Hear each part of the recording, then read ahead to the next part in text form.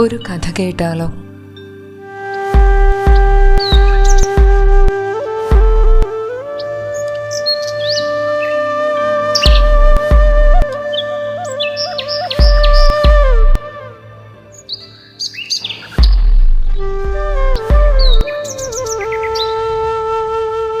അതെ, ഒരു നല്ല കഥ കേൾക്കാം.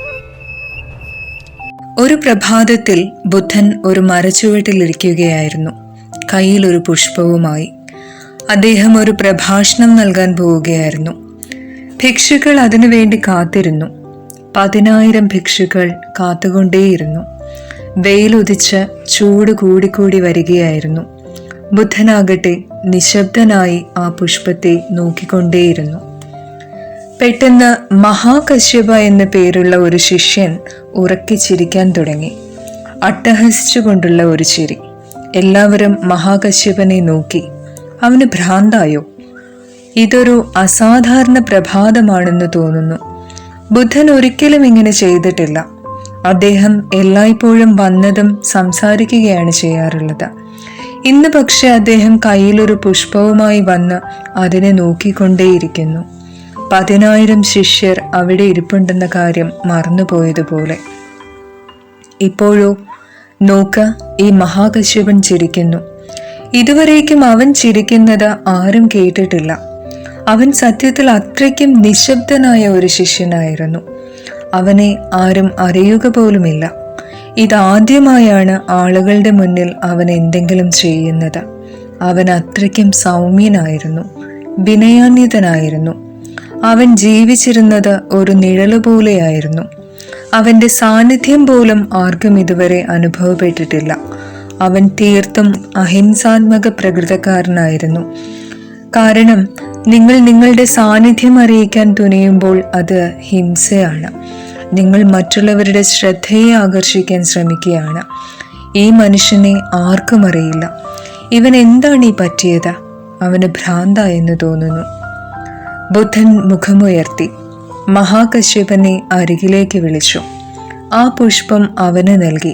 എന്നിട്ട് അവനോട് പറഞ്ഞു, വാക്കുകളിലൂടെ നൽകാവുന്നതെല്ലാം ഞാൻ മറ്റുള്ളവർക്ക് നൽകി.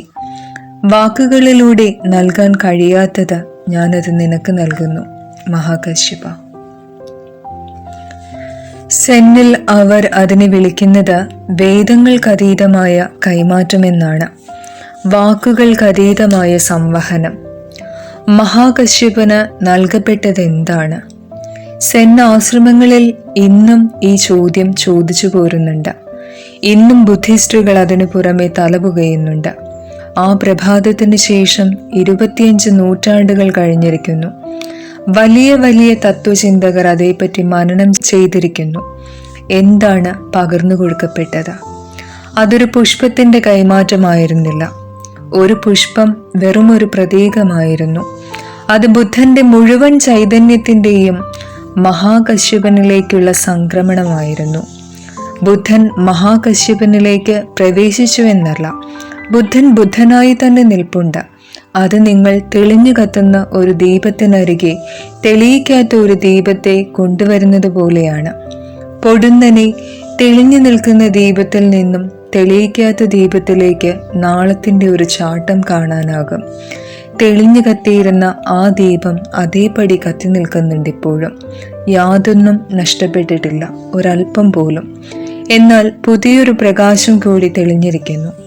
അതൊരു കുതിപ്പാണ്, സത്യത്തിൻ്റെ ഒരു ചാട്ടം. ആ പ്രഭാതത്തിൽ സംഭവിച്ചത് അതായിരുന്നു. ബുദ്ധൻ പുഷ്പത്തെ നൽകിയത് ഒരു പ്രതീകമായിട്ടാണ്. ഇന്ത്യയിൽ പുഷ്പം പ്രജ്ഞയുടെ പുഷ്പിക്കലിൻ്റെ ഒരു പ്രതീകമായിരുന്നു. ഒരു താമരപ്പൂവ് അർത്ഥമാക്കുന്നത് പൂർണ്ണമായും വിടർന്നു പരിലസിച്ച അവബോധത്തെയാണ്. പ്രപഞ്ചത്തിലേക്ക് സൗരഭ്യം പടർന്നു നിൽക്കുന്ന പുഷ്പം. ആ പ്രഭാതത്തിൽ ബുദ്ധനിൽ നിന്നും ഒരു ചാട്ടമുണ്ടായി. ബുദ്ധന്റെ ജ്വാല മഹാകശ്യപനിലേക്ക് ചാടി. ഇങ്ങനെയാണ് സത്യം സംവഹിക്കപ്പെടുന്നത്. അതിനുവേണ്ടി വെറുതെ ഒന്ന് ആഗ്രഹിച്ചതുകൊണ്ട് യാതൊരു പ്രയോജനവുമില്ല. നിങ്ങൾ അതിനെ തീവ്രമായി അഭിലഷിക്കേണ്ടതുണ്ട്. നിങ്ങളതിനെ അഗാധമായി ആഗ്രഹിക്കേണ്ടതുണ്ട്. നിങ്ങൾ ആ ആഗ്രഹമായി തീരേണ്ടതുണ്ട്. ഒരഗ്നി എരിഞ്ഞു കത്തുന്ന ഒരാഗ്രഹം. ഒരു ഗുരുവിന് സമീപസ്ഥനാവുക, അറിയുവാനായി എരിയുന്ന ഒരാഗ്രഹമായി മാറുക. ഒരു ദിവസം പെടുന്നനെ അത് സംഭവിക്കുക തന്നെ ചെയ്യും. ശ്രുതി പ്രമാണങ്ങൾക്ക് അതീതമായിട്ടുള്ള ഒരു സംവഹനം, വാക്കുകൾക്ക് അതീതമായത്, സത്തയിൽ നിന്നും സത്തയിലേക്കുള്ളത്, മനസ്സിൽ നിന്നും മനസ്സിലേക്കുള്ളതല്ല.